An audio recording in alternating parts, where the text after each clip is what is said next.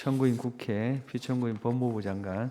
이 사건은 피청구인이 직무집행에 있어 헌법이나 법률을 위반했는지 여부, 파면 결정을 선고할 것인지 여부에 관한 것입니다. 먼저 적법 요건에 관하여 보겠습니다. 이 사건 소추 의결서에는 서울 동부구치소 내 구검시설 마련 지시, 삼청동 안가회동, 국회의 자료 제출 요구 거부 관련 각 소추 사유에 대해 다른 사실과 구분할 수 있을 정도의 구체적 사정이 기재되어 있으므로 이 부분 소추 사유가 특정되지 않았다고 볼 수 없습니다. 국회법상 탄핵소추 사유에 대한 조사는 국회의 재량으로 규정되어 있고, 탄핵소추의 경우에는 국회에서 질의와 토론 없이 표결할 수 있도록 규정된 것으로 해석할 수 있습니다. 국회의 탄핵소추안 의결 과정에서 필요한 법정 절차가 준수되었고, 피소추자의 헌법 내지 법률 위반 행위가 일정 수준 이상 소명된 이상 탄핵소추권이 남용되었다고 할 수 없습니다. 따라서 이 사건 심판 청구는 적법합니다. 다음으로 본안에 관하여 소추 사실별로 차례로 보겠습니다. 첫째로 피청구인이 대통령의 내란죄에 가담한 행위에 관하여 보겠습니다. 이 사건 기록상 피청구인이 대통령의 비상계엄 선포 결의를 강화하거나 그 실행을 용이하게 함으로써 비상계엄 선포에 가담하였다거나 국회의원 등을 불법 구금하기 위하여 서울 동부구치소 내에 구금시설을 마련하도록 지시함으로써 비상계엄 선포행위의 중요한 실행행위를 분담하였다고 인정할 증거 또는 객관적 자료가 없습니다. 서울 삼청동 소재 대통령 안전가옥에서의 해동 부분 역시 비상계엄이 해제된 이후에 이러한 해동이 있었다는 사정만으로 피청구인이 내란 행위에 따른 법적 후속 조치를 논의하고 대응 방안을 모색함으로써 내란 행위에 관여했다고 인정할 수 없습니다. 따라서 피청구인이 대통령의 비상계엄 선포에 가담하였다고 인정할 증거 또는 객관적 자료가 부족하므로 이 부분 소추 사유는 인정되지 않습니다.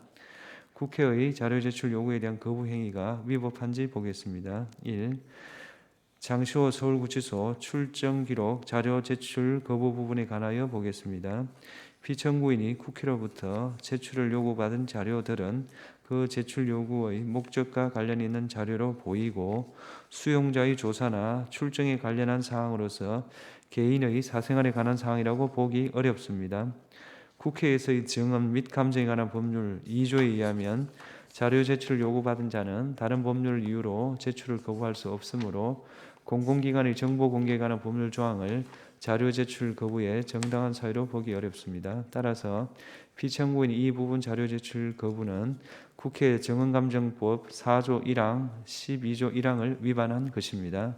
2. 대전지방검찰청의 10년간 특수활동비 사용 내역 관련 자료 제출 거부 부분에 관하여 보겠습니다.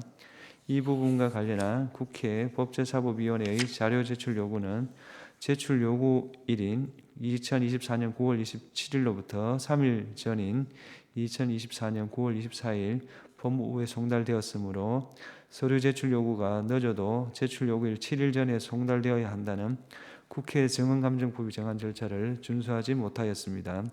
그렇다면 부적법한 제출 요구에 대하여 거부한 피청구인의 행위가 국회 증언감정법에 위반된다고 볼 수 없습니다. 3. 국회의 자료 제출 요구의 내재적 한계 분석 문건의 작성 및 배포 부분에 관하여 보겠습니다.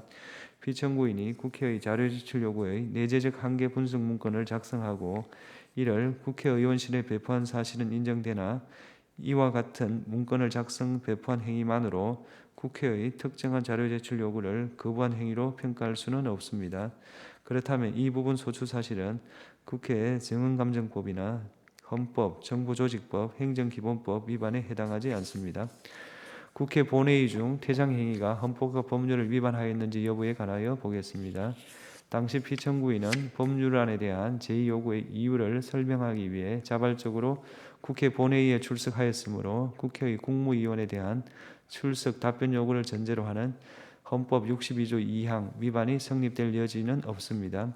또한 이 사건 기록에 의하면 당시 국회 본회의에서는 제2요구된 법률안에 대하여 질의 토론 없이 바로 표결을 하였고, 피청구인은 표결이 시작된 후 퇴장하였으므로 피청구인의 행위가 국회법 93조를 위반하여 국회의 안건심의권을 침해하였다고 볼 수 없습니다. 국무위원이 국회 본회의에서 표결이 마감될 때까지 퇴장해서는 안 된다는 법령상 의무는 없으므로 피청구인의 행위가 국가공무원법상 법령 준수 의무나 성실 의무를 위반하였다고 보기도 어렵습니다. 마지막으로 피청구인을 파면할 것인지에 관하여 보겠습니다.